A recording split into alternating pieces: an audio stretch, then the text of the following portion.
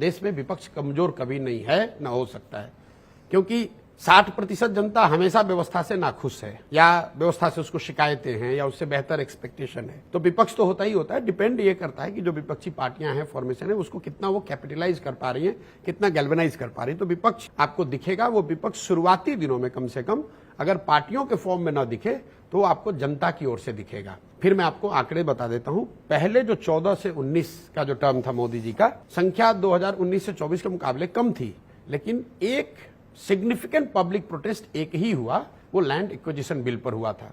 और इसकी चर्चा इतनी चैटर नहीं होती है, लेकिन वो फेसलेस था, पब्लिक का प्रोटेस्ट था और सरकार को 4 बार अध्यादेश सरकार ने रिन्यू किया, लेकिन अल्टीमेटली सरकार को बैक ट्रैक करना पड़ा। पूरे 5 साल में एक public agitation on record of significance. दूसरे टर्म में मोदी जी की ताकत ज्यादा रही है, संख्या ज्यादा रही है, लेकिन 3 बड़े पब्लिक प्रोटेस्ट हुए और तीनों में सरकार को झुकना पड़ा। फार्मर्स प्रोटेस्ट में तीनों लॉ को वापस लेना पड़ा, CA/NRC को 4 साल तक एबेंस में रखा हुआ था, अभी लेकर आए हैं, और SC/ST एक्ट पर भी जो एजिटेशन शुरू हुआ, 10 दिन के अंदर सरकार को झुकना पड़ा। तो already 3 times increase in the second term. I see in coming tenure there will be more public protest or dissent of the scale that would be noticed, even if parties do not किस तरह की चीजों पे हो सकता है ये protest? मैंने बताया वो तीनों चीज, क्योंकि जो रूरल डिस्ट्रेस है, रूरल वेज, जो स्टैग्नेशन ऑफ रूरल वेज, जो ग्रामीण अर्थव्यवस्था है, कोविड के बाद डिमोनेटाइजेशन, कोविड, GST जिसको कि फॉर्मलाइजेशन ऑफ इकोनॉमी कह रहे हैं, उसका एक उसका फायदा तो है कि आपका GST बढ़ रहा है, लेकिन जो इनफॉर्मल इकोनॉमी थी उसमें उसका हिट भी हुआ है। और अगर उसको सरकार प्रोएक्टिवली एडिक्वेटली कॉम्पनसेट नहीं करती है तो वो कहीं ना कहीं डिस्ट्रेस बिल्ड हो रहा है।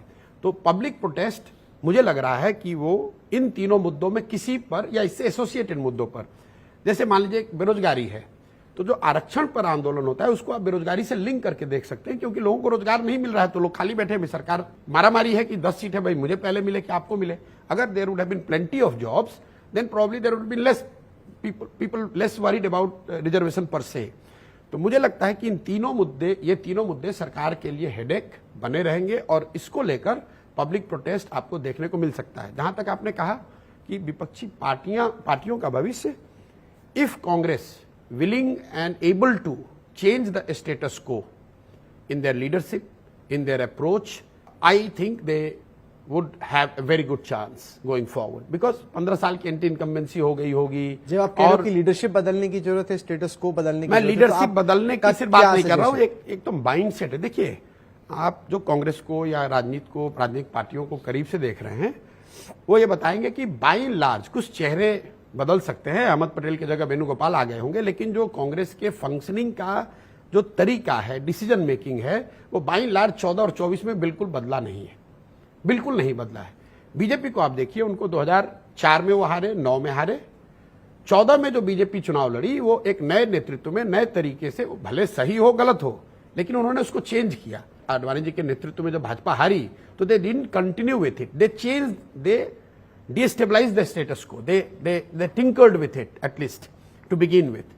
तो मुझे लग रहा है कि कांग्रेस को जब स्टेटस को से हटना होगा, वो लीडरशिप में है, उनके काम करने के तरीके में है, पब्लिक आउटरीच में है, हर चीज में। स्टेटस को से अगर नहीं हटेंगे तो सिर्फ आप चाहे किसी ए को बनाइए, बी को बनाइए, उससे कोई फर्क नहीं पड़ने वाला। लेकिन if they do that, they would put a formidable challenge, they could put formidable challenge to Modi ji. Leadership की because you have to see in conjunction with internal weakness of BJP, which I have been telling. मतलब लोग पूछते रहते हैं BJP की क्या कमजोरी है, तो इन 10-12 सालों में जो बीजेपी की एक कमजोरी जो बढ़ती ही जा रही है एक तरीके से, जो कि उनकी सबसे बड़ी ताकत है, the over dependence of Narendra Modi. तो जैसे कांग्रेस की हालत थी, एक समय आया कि इंदिरा जी पे उनकी डिपेंडेंस इतनी हो गई कि जिस दिन इंदिरा जी थोड़ी अनपॉपुलर हुई तो सेकेंड लाइन कुछ बचा नहीं। मुझे लग रहा है कि बीजेपी भी उस दिशा में बढ़ गई है, जहां पर कि उनकी पूरी डिपेंडेंस जो है वो मोदी जी की पॉपुलैरिटी पर है। अगर वो थोड़ा सा हिला, as we go along, his popularity, his ability to transfer vote, his ability to fetch vote for at every level, be from panchayat to assembly to Lok Sabha, will be affected, and data is already suggesting that it is already getting affected. मुझे लगता है कि वो दिक्कत आएगी।